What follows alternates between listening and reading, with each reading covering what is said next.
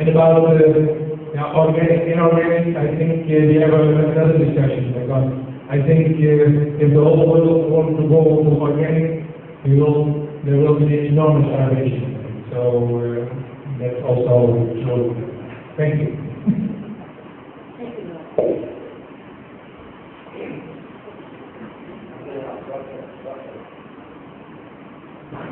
Thank you. I'm one from WTF from Distribution.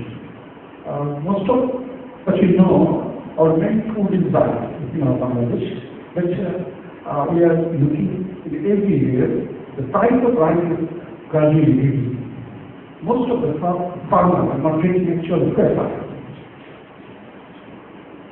They are changing their cultivation style and products also. They're going to fisheries, flowers, maize, summer tomato, like these kinds of products. How we ensure our food security? This is my question. Thank you.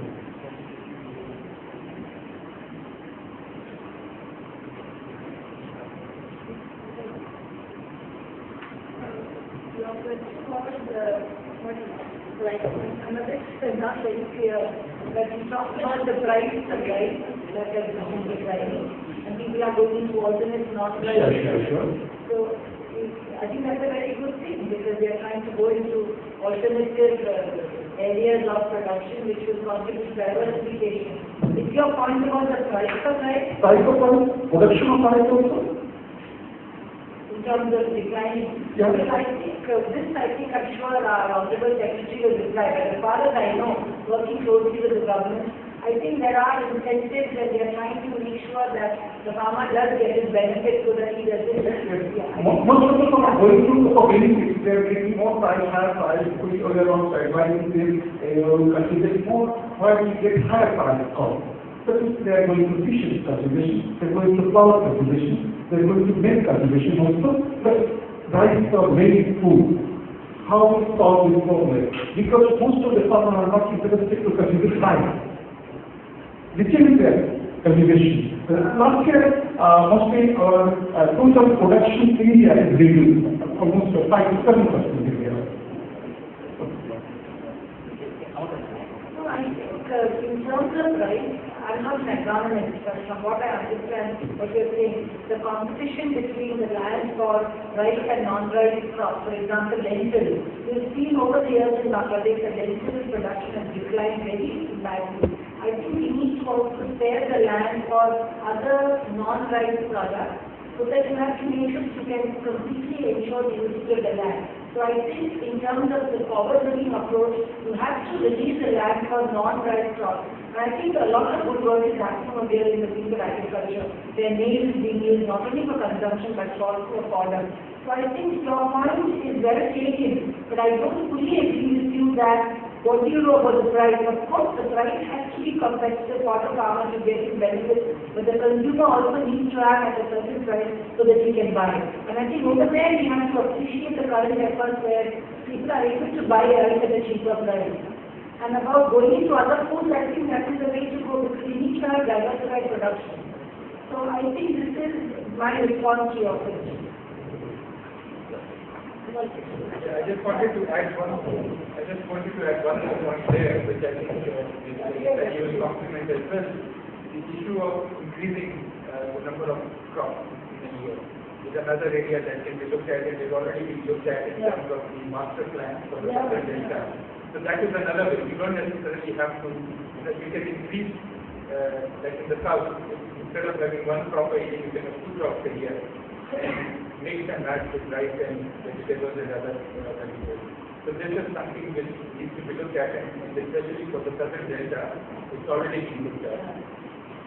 And just to add on to this, you made an important point that Bangladesh, rice is our main crop, rice is our main staple. I agree with you. But if you do a careful analysis, we are making something like 400 plus grams of rice every day, which is not necessarily required. In terms of a desirable norm, you don't need more than 360 to 370 grams of rice if you look at it. And you can fill your stomach and feel full.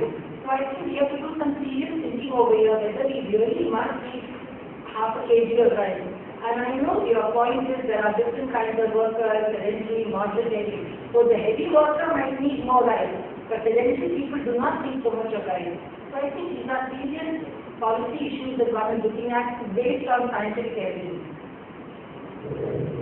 Thank you. I was in Rajasthan and Purtipur for the capital planning operation at Town Planner.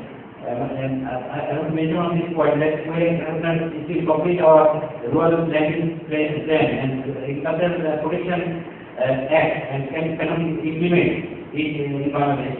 This is a vision of some type of answer question regarding food security. This is very important topic for us. I have a question to Mr. Shafiqul Islam. Organic agriculture. Is there any policy to promote organic food production in Bangladesh by the government? Another, food losses, Mr. Fabiola. Food loss is very important issue, I think. Different resources, these are shortage of processing, reservation mechanism, waste is the biggest factory product. But another important, what is the main reason of food loss in Nigeria? And another question is food adulteration. If we buy banana, we cannot eat it. This is a very difficult hazardous situation for Bangladesh. Is there any policy? Is it happening in Nigeria? It is typical like volume of excessive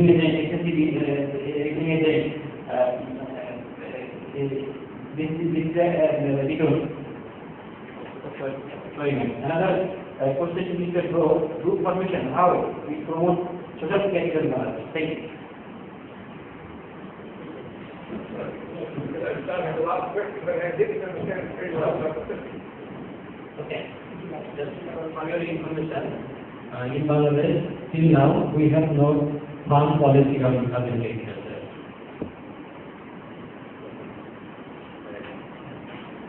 So, before I talk about this story, I just want to react to the fact that, when you talk about the farmer producing rice, they are reducing, right? The number of people going to rice process is increasing, right? You are concerned. And it's really, it's not a function of the interaction between the various crops. No. The government of the country must take a deliberate effort to make sure that you keep farmer on the field. If you allow them to reduce 2%, before you get, there is no sustainable, food security in life. So, if you know the price is going down, government must take a deliberate effort to reduce what's called price control. There must be a minimum price for the farmer to remain on the field. If you have a bad price, it will not have a crucial impact on the economy. That's what I'm saying. Yes, the consumers are looking for CPG products. That's what I'm saying. The farmer are looking for good price. Just saying. So you must keep the balance to make sure that you keep the farmer on the field by having what is called minimum price control. The price of the product must not go below a certain point. That's the policy for the government. Just saying. So that you keep them on the field. Because when you're talking about the production, the people are eager to produce for today, for future generations, and we need a good amount of life for people to consume. So if you are not the farmer to get discouraged by high price, you're very sure you will gain what's called sustainable, food security concerning food loss. Yes, in Nigeria, the government of Nigeria, they're trying, we are looking at the global issue. Look at the rational components of food wastage, food losses, and you are doing it, you will have food wastage in Bangladesh. And sometimes when you're having parties, you're not ready to throw it away. When you're having parties, you're not ready to throw it away. And we are saying that what you produce, wholesome, clean, good rice, wholesome rice, fit for consumption, very nice rice. Also, this rice is very good to love meat. What do we do? That we don't by number one, the government must make a deliberate effort to produce policies that will discourage food wastage. Because you got, federal authority, maybe from one, what is called knowledge transfer, to make sure that they have a very effective way of storing products. Then also can increase the shelf life of our products by converting them from primary to secondary to tertiary. You know, we must have a very good processing, sector that's working. You can convert your, what do you call it, like this, the name of this thing, this purple color. You can convert it to secondary and tertiary products to extend the shelf life of the products. So that's all we can do to solve the problem of food. Of course, all of you are going through. I want to encourage every one of you, please avoid wasting food. I didn't understand your question.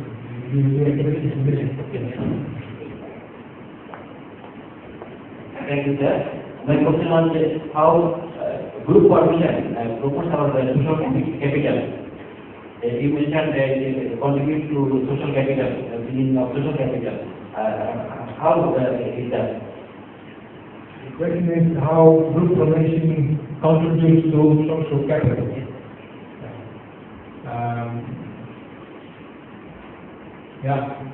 I think every human being is a human capital. If you join a group, I think there is not 1 plus 1 is 2, but 1 plus 1 is not 1 is 2. And I think that's the definition of social capital, the outcome. I think the group working together much more effective than that's my opinion. Yeah. I want to correct that that's my understanding by talking about organic food. Organic food. What we're saying is that when you have too much concentration of every method, you have some food, so but that time is you alter the natural, composition, the genetic makeup of that product, and you affect your own genetic, makeup. So when we talk about organic food, we're not saying organic, we're saying every concentration, sometimes of fertilizer and that product in that food, which you alter the genetic composition of that product, which I think is not good for us. Thank you.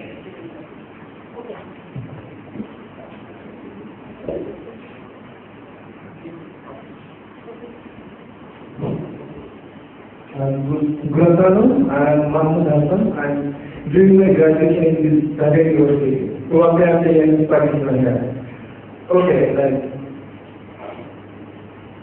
my question is it's maybe open for all, but what I understand, in terms of food security, the world produces enough food, and the amount of food the world produces, you can see at least 2 times the people of the entire world. But still 1 billion people is hungry. According to 1 child dies every 5 seconds. 1 child dies out of 8 children. So I'm not an academician, but as a young guy, what I understand, we are always thinking about research work, academic work, but still we have enough food in the world. The world can feed all the people. But what do you see? 1 billion people is still hungry. So shouldn't we focus on how to negotiate with the global leaders, even if the program of the global leaders, to negotiate with them that how to solve this problem? We have some lacking, we can produce all the food in our country, but some food can be produced in Africa or the developed country. But the amount of food wasted, as was mentioned, the amount of food wasted in developed countries, at least they can feed this food to the developing countries 1 or 2 times more. So my question is what steps we should take? If we talk about the population of our country, who is the Europe, we are about 50% population of the world is of Europe. So maybe we need to take the lead of this world in future. So if we talk about in this perspective, then we need what step we should take to solve this problem in terms of if we want to make this world a better place for all, and if we really want to ensure food security, then what the steps for the youth should take. Thank you.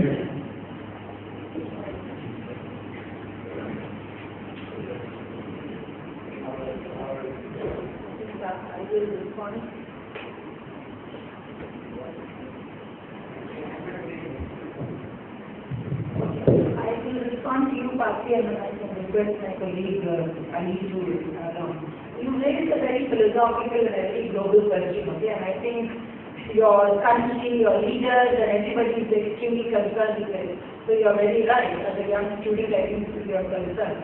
In terms of food security, I think the country has done pretty well. I mean, there is rice sufficiency, and I don't think that is really a problem. The problem is about having a well-balanced, diversified diet, and there I agree with you that steps are wrong. On the issue of why is it that there are still people who are hungry or who are not having, it's because the lack of access in terms of both physical access, social access, and economic access.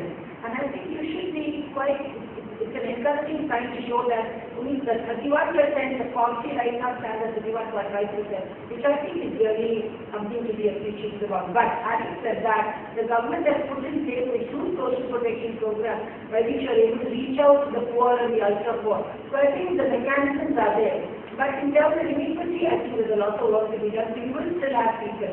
But I don't think people are dying of hunger, and that kind of situation is not there. And I think you are also aware that it's a signatory to the right to food, to I think several other international instruments which are in place. And I think those initiatives are still very much on. And I think my colleagues from WFP will be able to add on. What was the other point you talked about? Nutrition, yes. Certainly, food security as a comprehensive approach with nutrition being embedded is important. And I think that is where the combination of both nutrition specific and nutrition sensitive interventions need to be implemented in order to address the issue of malnutrition. So I think what you said is extremely relevant, and the work is going towards in that direction. I don't think I can, because what you made is really a comment, and we fully agree with you. I think the data is very well. I'll just add one more point. I think the issue of access is the most important one that you person highlight. There is enough food available in the world, but then there are people who do not have access to that food. So access can be given in two different ways, either in the form of handouts or in the form of helping people to achieve sufficient income levels so that they can start off making food. And I think that's the two different dimensions that external development partners and government continue to work upon. In case of government, in case of Bangladesh, you have large safety net programs. The government invests $2.5 billion of the national budget in safety net programs that allow the people who are living below poverty line to access. Yet, it's not sufficient. So we continue to look at new models, better models on how to bring people graduate out of poverty so they can start accessing the food which is available with their own money. So it's going to continue to be an issue, but it's an issue which is recognized all over the world. There is a billion hungry people forum. There is a commitment from developed countries to help and make sure that these people are reduced. The time when the price hike happened in 2008, I think that was the time when you had your 100 days employment generation scheme, which I think was fantastic, where you had to address those people who fell off, fell into the safety net. I mean, that was a remarkable program. So I think these are initiatives. I'm sorry that I am saying my secretary here, but I think because our government has so many safety net programs to address this problem. So that's the last one, okay? Because everything is sport, but we are already made by... I am Axel Than. I am poet and social worker. My question is only one. Food security.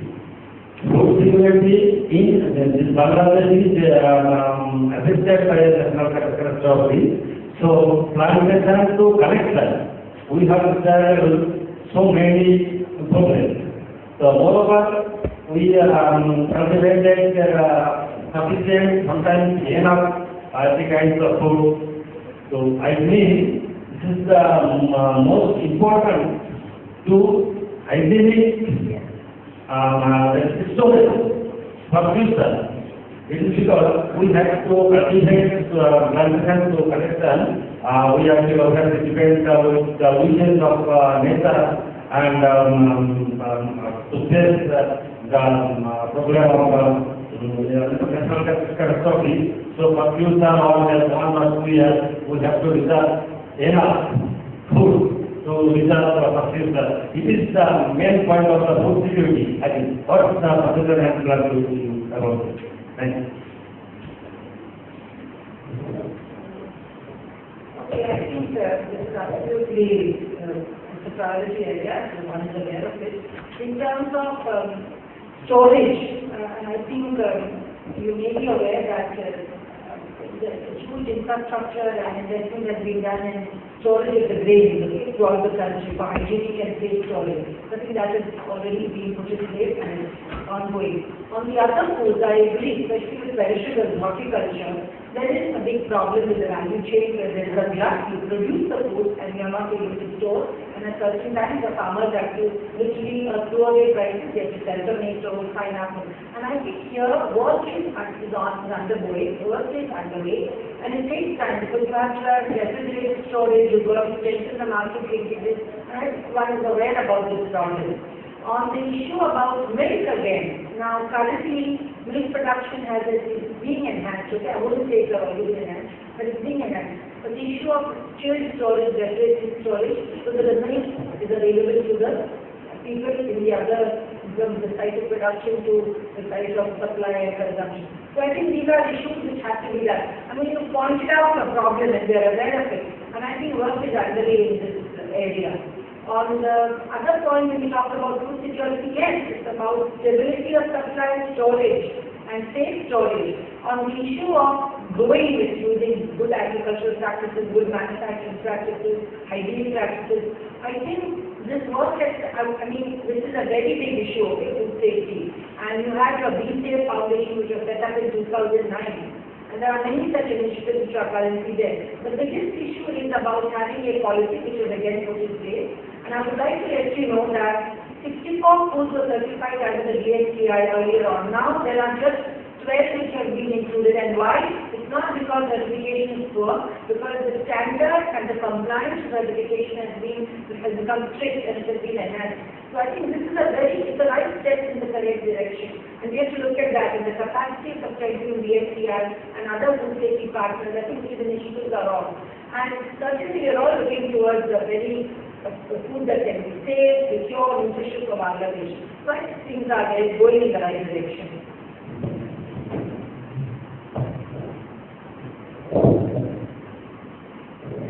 Okay, we are in the power station. All of our speakers there, passengers, papers, speak very nicely, very informative papers. We have another discussion, questions, discussion, comments. We can educate ourselves. Actually, our government achieved food security.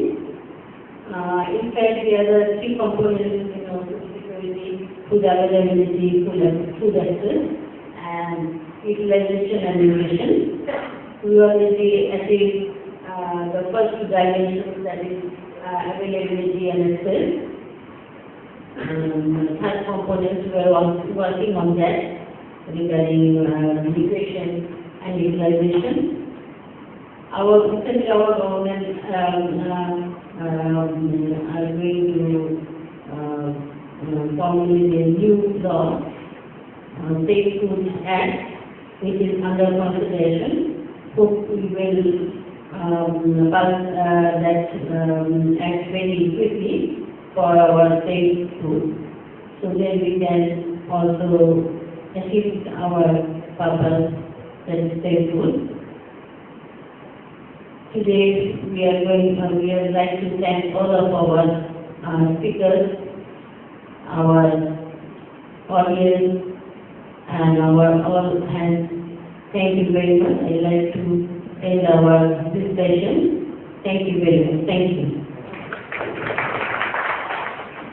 Thank you, Chair, and the honorable speakers. We would like to take a short break now. I'm requesting all the participants to go to the next dining room to have a tea. But the speakers will stay here, and your tea will be served.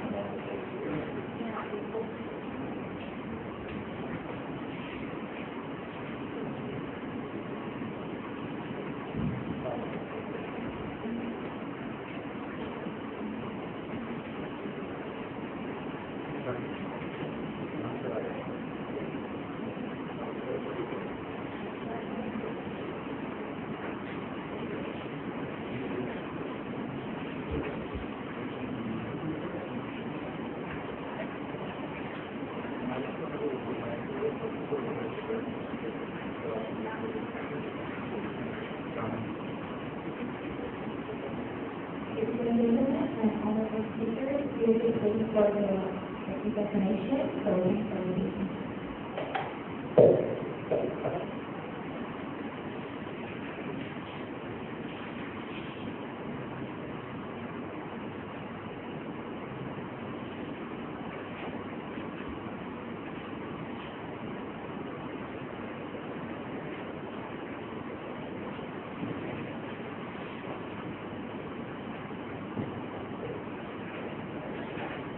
In presentation 3, Renewable Energy and New Technology, we have some distinguished speakers to come today. Firstly, we have Mr. Shah Kritinahayar. He is the General Manager and the Secretary Chandri.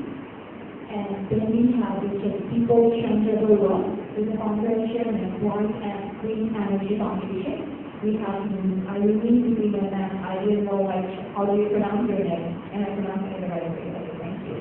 So she is Senior Representative India and Regional Director for South Asia in India. And then we have Dr. Salih Mahmood, member of Bangladesh Energy Regulatory Commission. And we have our chief executive, Dr. Mohammed Sifun, he's the Director of Institute of Renewable Energy, University of Organization, will be chaired by Dr. Mohammed Sami, he's the Professor of Petroleum and Mineral Resources Engineering, Bangladesh University of Engineering and Technology. So I would like to hand over the presentation to the chairman. Thank you. Thank you. But somehow I end up always with the last session of the meeting, where people are really patient and trying to go home and start speaking. We are also on a tight leash. The speakers are given just 10 minutes to make their presentation, and because one of the speakers has regretted, so a little late start may be covered, and we'll try to finish our session within the scheduled time.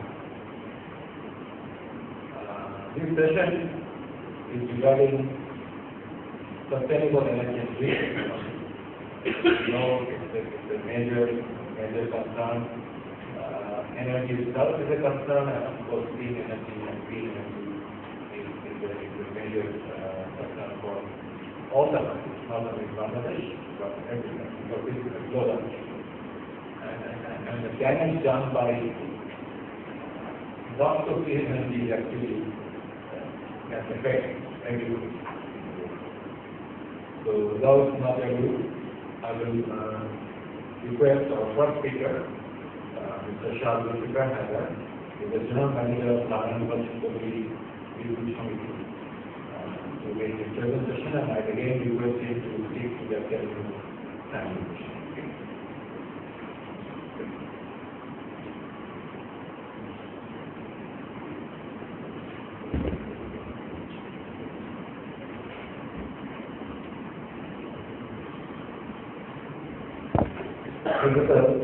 Honorable Chair, distinguished speakers, dignitaries from foreign countries, fellow colleagues, ladies and gentlemen, assalamu alaikum, good afternoon.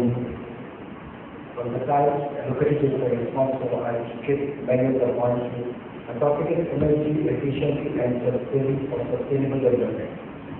Nowadays we find two things very common: sustainable environment, sustainable cities, sustainable development, another smart meters, smart homes, even people of dress, casual dress, because there should be smart casual. But the two things are one thing in common, that you should be efficient, whether you are smart or sustainable. For both things you should be efficient, and here comes energy efficiency and energy saving. Energy is very vital parameter for industry. In Bangladesh, we have got power that we know as primary fuel. The primary fuel to generate electricity, say gas or coal, we don't have. Though we have coal, but policy regarding how to extract, delay extraction, and as a result, we are compelled to go for expensive fuel. And again, economic and efficient use of energy with minimum losses, it is not going to help the industry also, but help the nation also. And for that, we need energy efficient industrial practices, and we fix the goal with energy audit. There is of course energy audit, I would say many have to contact, it's called like AD audit or like that, so this is different.